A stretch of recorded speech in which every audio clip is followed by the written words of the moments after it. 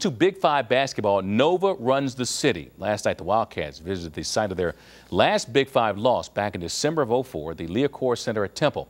12 wins had passed since that game, and a Nova victory Sunday would break Penn's record set back in the '70s for consecutive Big Five wins. As J-Ro might say, Villanova is the team to beat in the Big Five. Wildcats winning at 6-1 early in the first half. It's all about Corey Fisher, the freshman, knocking down the three.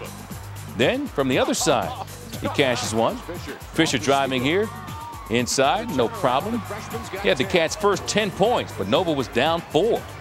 Ryan Brooks doing his part, keep the Owls in it. He had 3 threes in the first half. Knocking that one down, Temple goes up 1. Brooks, Mr. Brooks had 22. Great ball movement by Nova here. Antonio Pena bringing the pain. Oh, nice deal there by Scotty Reynolds on the dribble. Inside, no problem. Nova up 3 at halftime. Look at the second half. Reynolds decides to keep it reach from 3 distance. Wildcats lead by 4 early in the second. Then they start to separate. Mark Tyndale with Temple down 10. Strokes that 3. The Owls within 7. Tyndale a team high 24 for Fran Dunphy and the Owls. But the threes are raining down from everywhere. Shane Clark puts the Cats up 12. Then with Nova up 15, it's Reynolds with another trade. Scotty was great. He had 27 as Nova beats Temple 101-93 for its record 13th consecutive Big Five win. With more from that floor, here's Phil Andrews. Well, as you know, Villanova battled back from a 21-point deficit to beat LSU last Thursday night. And after that game, Nova head coach Jay Wright said he had never, ever been involved in anything like that in his basketball career. Well, Jay can now add a record-breaking 13 straight Big Five wins to his list of accomplishments. It's an honor. It's a great honor.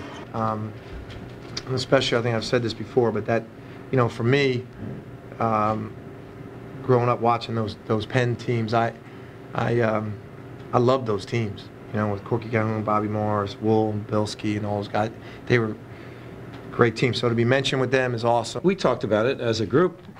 I know these guys wrote it on the board. You know, let's try to prevent this from happening. And I just have great respect for the Big Five game and all the teams within it, and I have great respect for Villanova. So it was somewhat of a bittersweet night here at the Liacouras Center for Fran Dunphy and his Temple Owls. I mean, after all, he had 3 players score 20 points or more. As a team, they scored 93 points and still lost. It was a game that basically got away from Temple in the second half. We didn't match their intensity at all in the second half. I think they had a great stretch. They was making every shot. We turned the ball over a couple times, and we wasn't hitting no shots on the other end. And Coach Dunphy called a timeout. I think gave us a little energy, and we were just too far behind, I think, to come back at the end. Early on, I was just, you know, trying to figure out how they were going to play me and try to set up my teammates. Those guys did a great job of getting themselves open. I just found them, and everything just, you know, took its course.